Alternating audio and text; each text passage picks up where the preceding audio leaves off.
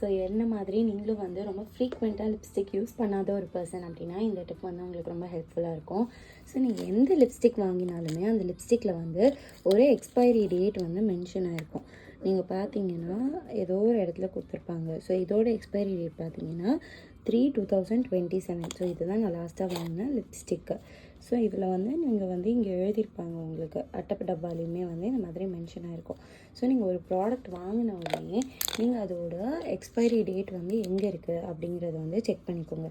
So check பண்ணிக்கிட்டீங்க அப்படின்னா அது ரொம்ப ஷார்ட் டேர்ம் எக்ஸ்பைரி டேட் இருக்குது அப்படின்னா நீங்கள் அது வந்து ரிட்டர்ன் பண்ணிவிட்டு வேறு ப்ராடக்ட் கூட நீங்கள் பர்ச்சேஸ் பண்ணிக்கோங்க.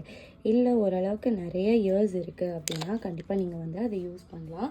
ஸோ எக்ஸ்பைரி ஆன லிப்ஸ்டிக்ஸ் எப்போவுமே நம்ம வந்து யூஸ் பண்ணுறது வந்து லிப்ஸ்டிக்குன்னு கிடையாது, நம்ம ஸ்கின்ல போடுறது ஹேரில் போடுற எந்த ப்ராடக்ட்டுமே எக்ஸ்பயர் ஆனது வந்து யூஸ் பண்ணாமல் இருக்கிறது ரொம்ப நல்லது. இந்த டிப் உங்களுக்கு ஹெல்ப்ஃபுல்லாக இருக்கும்னு நினைக்கிறேன். அடுத்த வீடியோவில் பார்க்கலாம்.